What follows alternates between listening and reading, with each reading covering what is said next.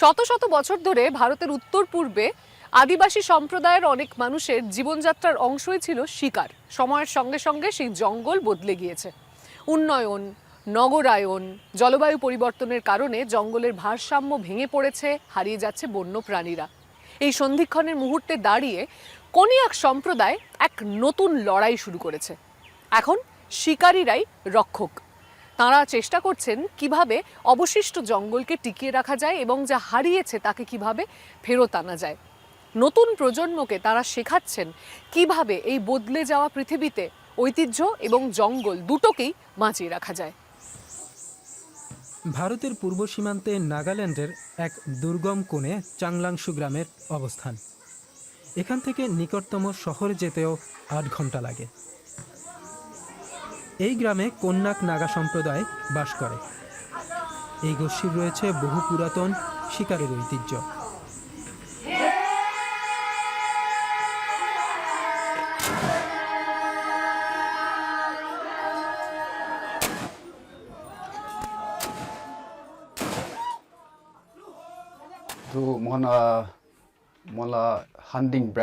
আমাদের শিকারের এই রীতি আমরা পূর্বপুরুষদের থেকে উত্তরাধিকার সূত্রে পেয়েছি।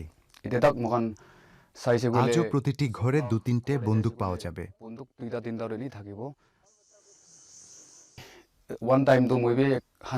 আমিও নিয়মিত শিকার করতাম।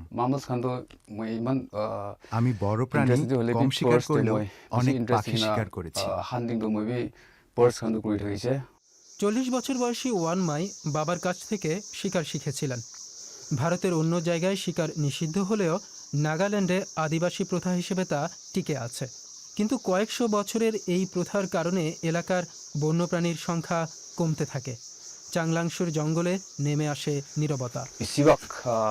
আমরা আগে যেসব পশু পাখি দেখতাম সেগুলো ধীরে ধীরে হারিয়ে যাচ্ছিল। কিছু প্রাণী তো আমাদের বন থেকে একেবারেই উধাও হয়ে গেছে। গ্রামের অন্য সবার মতো ওয়ানমাইও প্রথমে বন্যপ্রাণী কমে যাওয়া নিয়ে মাথা ঘামাননি। ২০১৫ সালে হিমালয়ের এক বন দেখে তার চিন্তা বদলে যায়। সেখানে স্থানীয় আদিবাসীরা সক্রিয়ভাবে জীববৈচিত্র্য রক্ষা করছিল। প্রকৃতি বাঁচানোর ক্ষেত্রে তাদের নিষ্ঠা ও ভালোবাসা আমাকে গভীরভাবে নাড়া দিয়েছিল। তাছাড়া তাদের বনে পশু পাখির সমৃদ্ধি দেখে আমি ভেবেছিলাম আমাদের গ্রামেও এত পশু পাখি, জীবজন্তু ও বনাঞ্চল থাকলে কত ভালো হতো। ওয়ানমাই গ্রামে ফিরে একটি জীববৈচিত্র্য ব্যবস্থাপক কমিটি গঠন করেন। তারা ৩টি ছোট বনাঞ্চল পুনরুদ্ধারের সিদ্ধান্ত নেন। সেখানে আগে গ্রেট হর্নবিল সহ নানা পরিযায়ী পাখি আসত। বনগুলোতে শিকার নিষিদ্ধ ঘোষণা করা হয়। গ্রাম সভায় আমরা বন্যপ্রাণী সংরক্ষণ বিষয়ে আমাদের ভাবনার কথা বলি। তারা প্রথমবার এরকম কিছু শোনেন। বন্যপ্রাণী সংরক্ষণের এই বিষয় তাদের কাছে একেবারেই নতুন ছিল।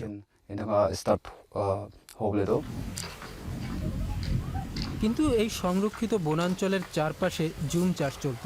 ঐতিহ্যবাহী এই পদ্ধতিতে জঙ্গল পরিষ্কারের পর গাছ ও আগাছা পুড়িয়ে জমি চাষের উপযোগী করা হয়।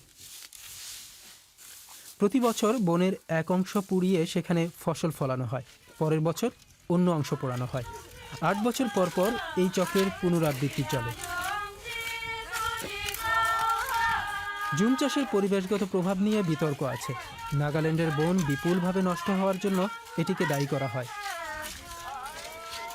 ২০০৩ থেকে ২০২৩ সালের মধ্যে ১২০০ বর্গ কিলোমিটারেরও বেশি বনভূমি হারিয়ে গেছে। অর্থাৎ মাত্র ২০ বছরে দিল্লি শহরের এলাকার সমান বনাঞ্চল নিশ্চিহ্ন হয়ে গেছে। তবে গবেষণায় এও দেখা গেছে যে জুম চাষ খাদ্য নিরাপত্তা দেয় এবং মাটির উর্বরতা বজায় রাখে। এটি পাম তেলের চাষের মতো স্থায়ী একফসলি কৃষির চাহিদাও কমায়।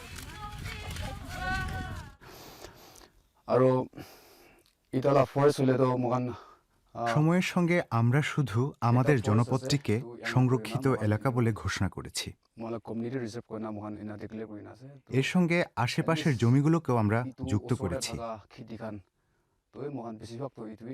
তার মানে হলো গ্রামবাসীর যে জীবনধারা বা তাদের যে জুম চাষ সেখানে কোনো প্রভাব পড়েনি। প্ৰেক্টিছ মহান এফেক্ট কৰাবি দুটো ইমান নাই এই সংরক্ষণ প্রকল্পে প্রায় 4 হেক্টর জমিতে 3000-এরও বেশি গাছের চারা লাগানো হয়েছে।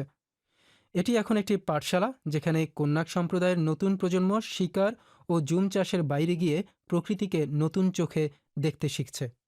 এইটো কিদা কনজারভেশন প্রকৃতি সংরক্ষণ কি বা বন্যপ্রাণী কিভাবে রক্ষা করতে হবে আগে আমরা তা জানতাম না।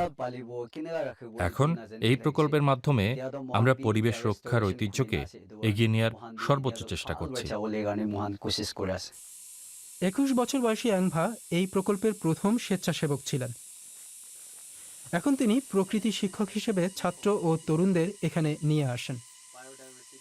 ডাঙৰ একটা গাছ না মই পাছাকানি কিনা সেকাই করে তো ডাঙৰ গাছ আমি শিশুদের বলি ওই বড় গাছে শুধু পিঁপড়ে থাকে না, লাইক এন্স পি থাকে, বার্ডস পি থাকে, পাখি থাকে, পাখির বাসা থাকে, আরো নানা প্রাণী থাকে। তো তাতে লাই মই এক্সাম্পল কৰি দিতা আমি তাদের গাছটির কাছে গিয়ে যেসব প্রাণী সেই গাছে থাকে তার তালিকা তৈরি করতে কিমান বলি। লিভিং থিংস আছে একটা গাছতে কিমান লিভিং থিংস তাতে থাকে এতে তারা বুঝতে পারে একটি গাছ কাটলে কত প্রাণীর ক্ষতি হয়। কাটি দিছে বলে তো কিমান লিভিং থিংস তো একদিনতে মরাইটি এক পার্টে মরাইটি। এই শিক্ষার্থীরাই পরে স্বেচ্ছাসেবক হয়ে চারাগাছের যত্ন নেয় এবং এই অঞ্চলকে রক্ষা করে। ক্যানোপি কালেকটিভের গবেষক নয়নতারা শিলিগুড়ি চাংলাংশুর প্রকৃতি শিক্ষকদের সাহায্য করছেন। তিনি আদিবাসী সংস্কৃতি ও প্রকৃতি সংরক্ষণের সমন্বয় খুঁজছেন। We have been working together to build আমরা or সবাই মিলে design এমন একটি a youth কর্মসূচি নেওয়ার engagement চেষ্টা করছি model যাতে that is গ্রামের তরুণেরা ও a শিশুরা model তাদের of নিজস্ব involving the ভাষা youth and the O children of the সংস্কৃতির village মধ্যে in the থেকে restoration প্রকৃতি efforts in সংরক্ষণের a way কাজে that যুক্ত they হতে may পারে। find culturally relevant, involving elements of স্থানীয় the local ভাষা, language, local বাস্তুতন্ত্র ecology and O local culture সংস্কৃতিকে ব্যবহার in করেই what in সংরক্ষণের কথা in বলা the যেতে পারে। content that is also being used to talk about restoration. প্রতি রাতেই ছোট ছোট দল শিকারে বের হয়, তবে তরুণ প্রজন্মে এই রীতি ধীরে ধীরে কমছে। এতে ওয়ানমাই খুশি। চাংলাংশুতে এখন বন্যপ্রাণী সংরক্ষণের বীজ রোপিত হয়েছে। লাস্ট 5 ইয়ারে আমার অতীত জীবনে আমি সুন্দর সুন্দর সব পাখি শিকার করতাম, সেজন্য আজ আমি অনুতপ্ত। এখন পাখি দেখলে আমি তাদের প্রজাতি চিনতে চাই। আগে সব জঙ্গলে প্রচুর প্যাঙ্গোলিন, হরিণ, গন্ধগোকুল ও বনবিড়াল ছিল।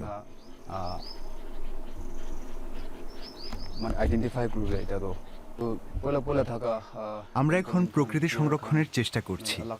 যদি সে চেষ্টা সফল হয় তাহলে আমরা বিশ্বাস করি আবার এইসব প্রাণীরা ফিরে আসবে। মহান মহলা কামদর রিস্টোরেশন এফোর্ট তো সাকসেস হয়েছে বলে তো মহান এই প্রাণীরা ফিরে এলে এক সময়ের দুঃসাহসী শিকারীরা সগর্বে তখন তাদের রক্ষা করবে।